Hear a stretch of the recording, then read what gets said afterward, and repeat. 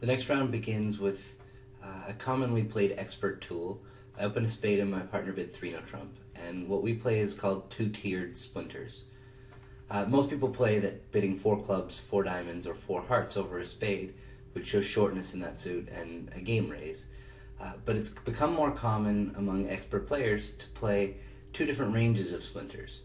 One spade, 3 no trump being a basic bare bones raise to game, 9 to 11 points with a singleton anywhere, and having 4 clubs, 4 diamonds, and 4 hearts be showing that shortness, but a stronger hand, 12 to 14 high card points. And so there's a couple benefits of doing that. Number one, we get to split our point ranges up so splinters aren't too wide of a range to handle. The other one is whenever we have a 9 to 11 point hand, most of the time we don't even want to squeal to the opponents where our singleton is to help them on the defense. So a typical auction would be 1 spade, 3 no trump, 4 spades. Now, I felt like with my hand I was too strong for sure to not ask a singleton club, and I could just basically ask for key cards. And a singleton diamond, I'm in pretty good shape. So I bid 4 clubs, which is artificial, asking my partner where his shortness is. And his 4 spade bids was the third step. We play low, middle, high, so high is hearts. Showed a singleton heart. Now, a singleton heart or avoiding hearts is not exactly what I expected or the best case scenario for my hand, but he still has 9 to 11 points. And so I figured, at 9 points, ace, king of clubs, queen of diamonds, and I'm called for slam. And certainly 11 points, it's even easier to come up with a slam hand. So I felt like my hand was good enough to go on, but I don't have a good enough hand to just bid key card and go to slam, assuming he has 1 ace. So I decided to q-bid 5 diamonds to isolate the club problem to my partner. Now, before I bid 5 diamonds, I really took some time, but I didn't think about what I was going to do over a 5 heart bid, which I really should have done before I bid 5 diamonds. And my partner bid 5 hearts, which essentially, at this stage, hadn't said he liked his hand or didn't like his hand. I made it clear that I don't have a club control. So even if he doesn't like his hand and he has a club control, he would still bid 5 hearts here. This is something that I've bypassed a q-bid, and I might have a hand that's good enough to go to slam as long as they're not taking the ace king of clubs. Like, for instance, if my heart was the ace instead of the king, all I needed from my partner was to hear that he had a club control. So his 5 heart bid does not say anything dramatic about his hand except for that he has a club control. Now, I went high, and looking back on this decision, I feel like q-bidding 5 diamonds and signing off in 5 spades was enough with my hand.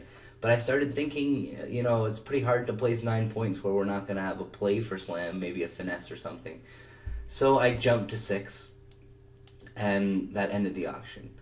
Now, they led the 9 of clubs, and dummy came with a disappointing dummy. He had 3 diamonds, and I didn't really have a place to put his little diamond, and we had a sure heart loser. So when I see the 9 of clubs lead, I'm thinking to myself, well, if they've led a low club from the queen, the 9 of clubs from the queen, I could play low here, and I could win the jack and draw trumps and use my ace king of clubs to throw away my heart. But then I asked them about their opening leads. I said, what are your leads of the 9? Would you lead 9 from queen 10 9? And they said no. We would lead 10 from queen 10 9. So I really believed the 9 of clubs didn't have the queen behind it. So at that point I started trying to think about if there are any other ways I could make the hand. And I saw one, and that was if I go up with the ace of clubs and I draw trumps and I play club to the king, ruff a club, play ace king of diamonds, and go over and ruff the last club.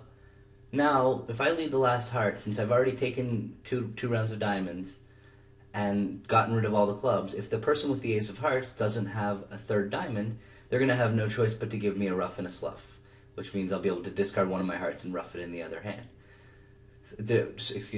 Discard my diamond from the 3-card holding. So I decided to go for that, and I played the ace of clubs, and suddenly the 8 appeared, which was an interesting card.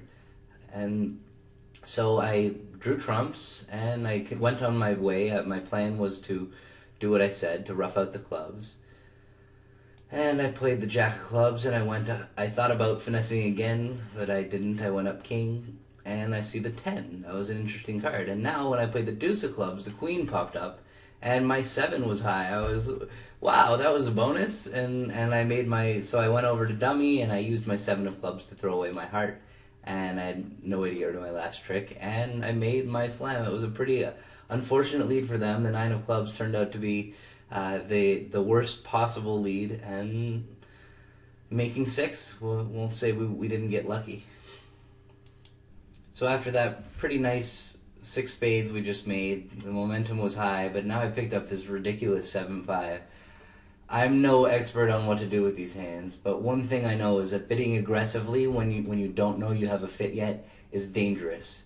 So if I force the game and we don't have a fit, my hand is garbage. So I felt like not forcing the game was my number one decision, and I decided, okay, I'm not going to force the game. Now what are my options? And one no trump is one option, and I might get to find a secondary fit partner, might bid 2 clubs or 2 hearts, and that would be great.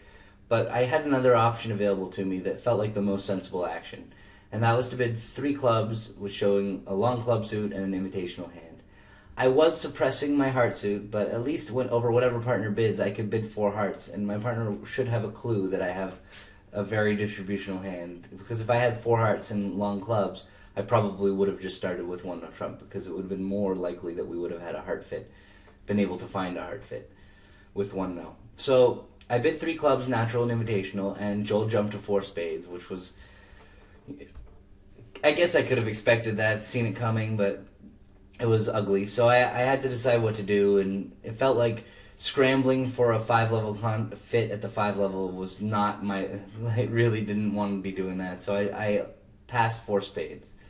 But what actually happened at the table was something interesting. Was Joel and I play a major 3 diamonds as a 4-card limit raise in support of partner, and he mistook what my bid meant, and he thought my 3 club bid showed a 4-card limit raise, and so he alerted it. And so I knew at the time when he jumped to 4 spades that he thought I had 4-card support. So now it seems like passing 4 spades is just ludicrous, except I'm not allowed to hear that alert. So after I bid 3 clubs and he alerted and he jumped to 4 spades, all that was going through my mind was, what would I do if he hadn't said alert? Because that's what the directors are going to enforce happens, and that's what you're supposed to do in this situation. So I decided I would have passed, so I passed anyway and hoped for the best. Now, it turned out that Joel actually did have 7 spades, so it wasn't that ridiculous that we were in 4 spades. It seems like 5 clubs or 4 hearts would be a much better place to play. But, you know, at least we're in a, he has 7 of them, and it's possible with these crazy hands that people will struggle to get to their best contract. So the play, there wasn't really all that much to the play. Joel won the ace of diamonds and wished he could rough one and dummy, but didn't have any trumps. So he started drawing trumps by leading spades out of his hand, and they cashed a diamond and played another diamond, at which point he ducked another spade, and they kept forcing him, so he roughed again and drew the trumps, and they broke 3-3. And at that point, there wasn't really much he could do, so he just played ace of hearts and a heart, and used his heart to discard his losing club for down 1, which sucks, but we'll you know, minus 100, at least in a pairs game, at least we'll get some match points. And thank you, and we will see you next time.